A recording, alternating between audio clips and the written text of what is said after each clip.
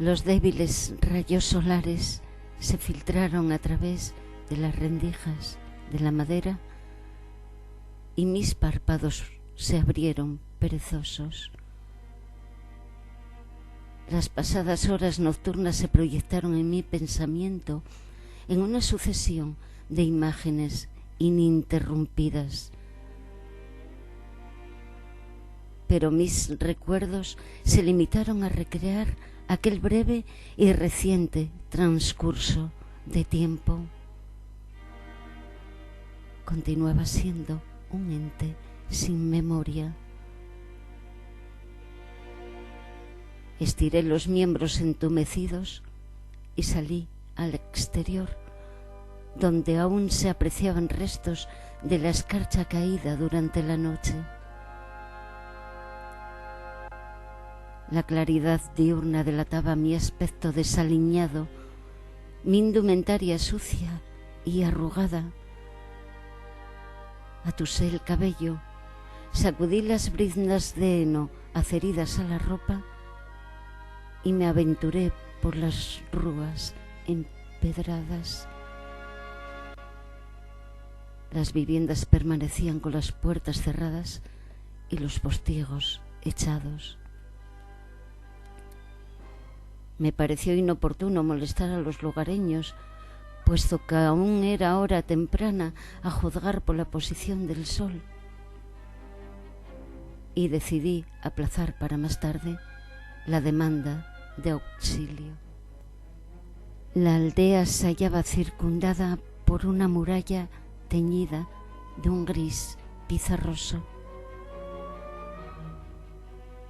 El murallón estaba dotado de numerosas atalayas desde las que se dominaba la magnitud de la extensa cordillera, con sus ondulaciones y relieves. También se divisaba un hermoso valle y algún que otro caserío aislado que, a efectos visuales, debido a la distancia, bien podría confundirse con la obra de algún liliputiense.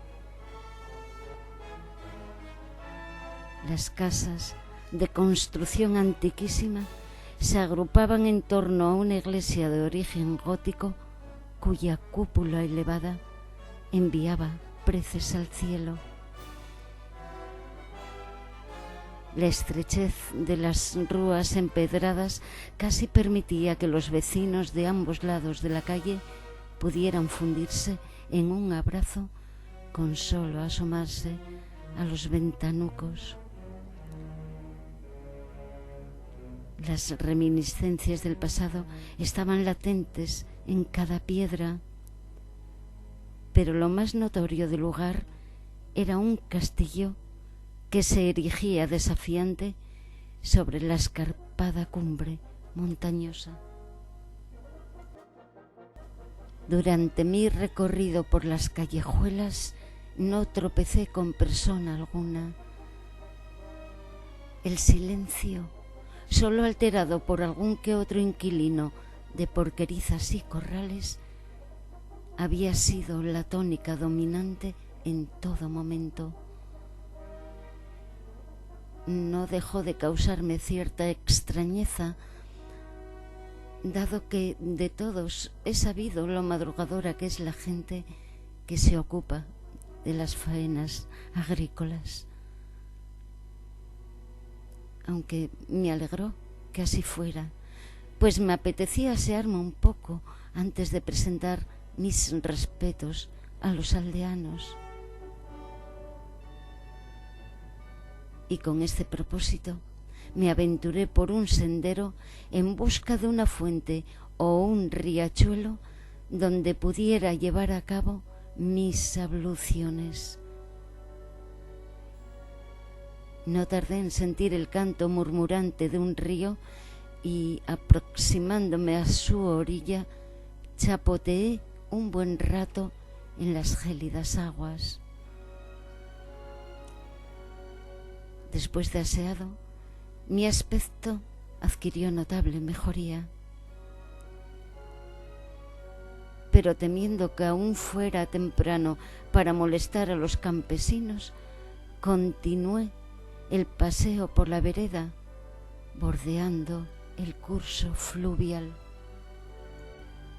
El milagro de la primavera recién estrenada hacía que los avellanos, alisos y abedules exhibieran sus inflorescencias ambarinas, recreadas por el espejo verde y cristalino de los remansos. Pronto el camino se hizo más pedregoso y empinado por momentos, y la vereda dio paso a un desfiladero umbrío y angosto, donde en algunos tramos apenas si cabía el cuerpo de un hombre. El río discurría ahora varios metros por debajo de la garganta, regando el fondo de un barranco, y acogía en su seno el agua de los torrentes que se catapultaban estrepitosos desde las cumbres montañosas, contribuyendo a la formación verdosa de helechos, musgos y líquenes. Coronando los colosales picos riscosos, el cielo lucía su azul aterciopelado.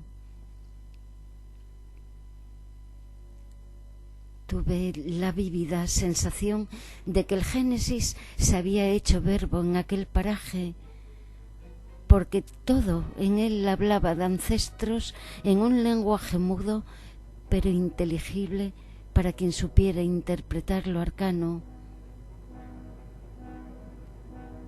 En una pérdida absoluta de la noción de la realidad, el presente se convirtió en una quimera diluida en el pretérito,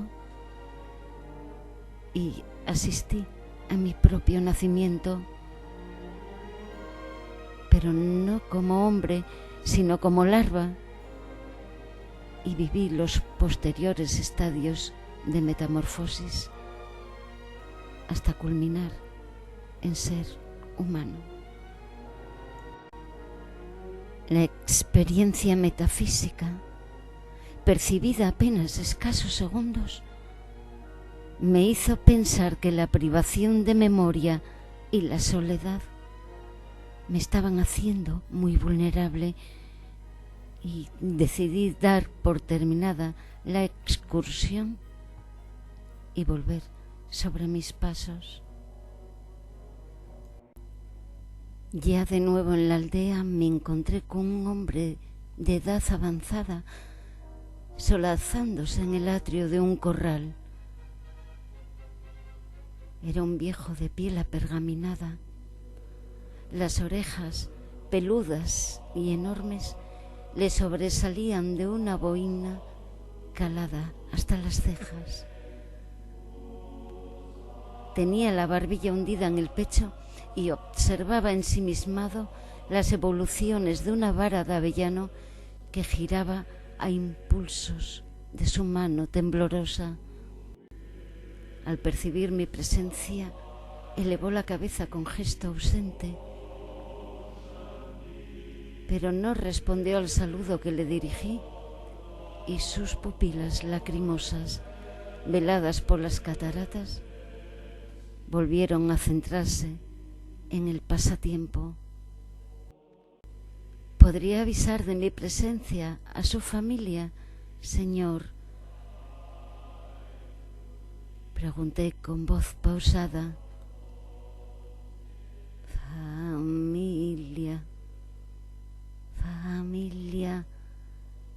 Familia, dijo tartamudeando. Ah, sí, ya me acuerdo.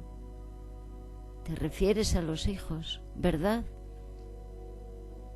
En efecto, ¿sería tan amable de hacerme ese favor? No están. Negó con la cabeza y, haciéndose a un lado en el banco que ocupaba, con un ademán me indicó que tomara asiento. Están allí, afirmó, enarbolando el palo y señalando en dirección al castillo. A mí también me hubiera gustado ir a verlo. ¿Ver qué, abuelo? Eso. No me acuerdo cómo se llama. Y con voz quejumbrosa. Todo el pueblo ha ido a verlo, ¿sabes? Pero los muy cabrones no me han querido llevar. Me han dejado aquí, tirado como si fuera un perro. Se lamentó. Cuánto lo siento, pero no se apene, por favor. Para ellos no soy más que un trasto viejo. No diga eso, seguro que le quieren mucho. No, son muy malos conmigo. Si no, ¿por qué no me llevaron a verlo? Quizá pensaron que sería lo mejor para usted. Pues yo quería ir a verlo. Porfió con terquedad. ¿Por qué es tan importante para usted, abuelo? Porque es un monstruo, exclamó con voz apenas audible.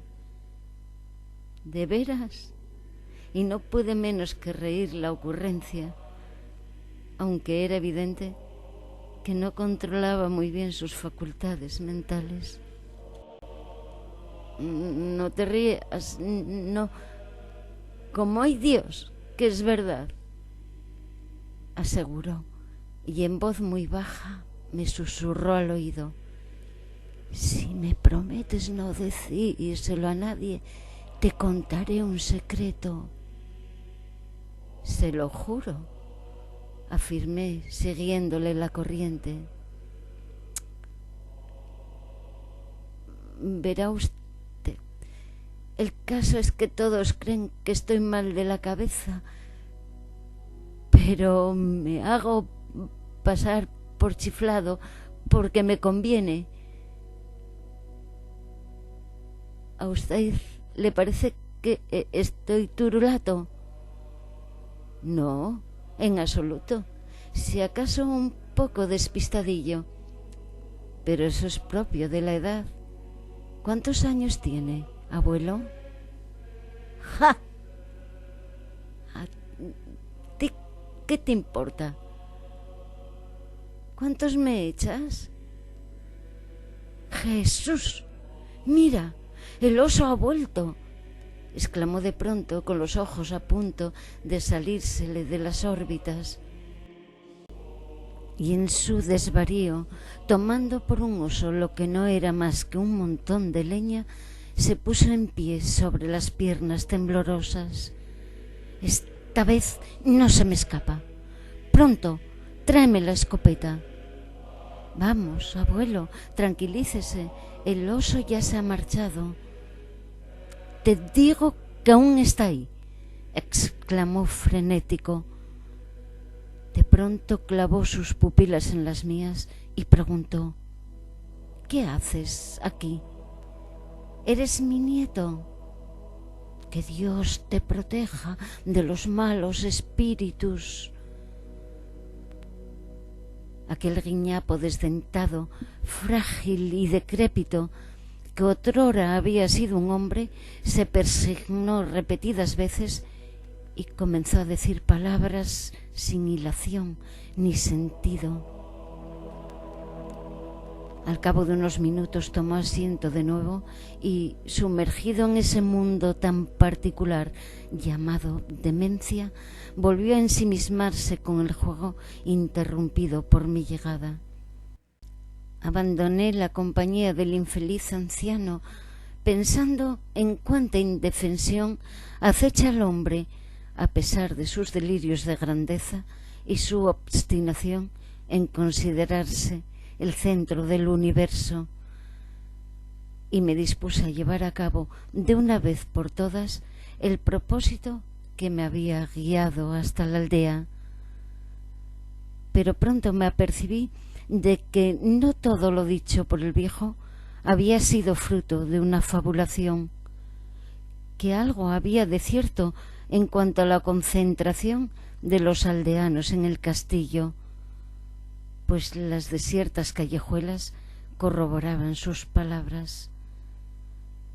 A pesar del poco crédito que me inspiraba el pobre senil, la curiosidad me impulsó a tomar aquella dirección.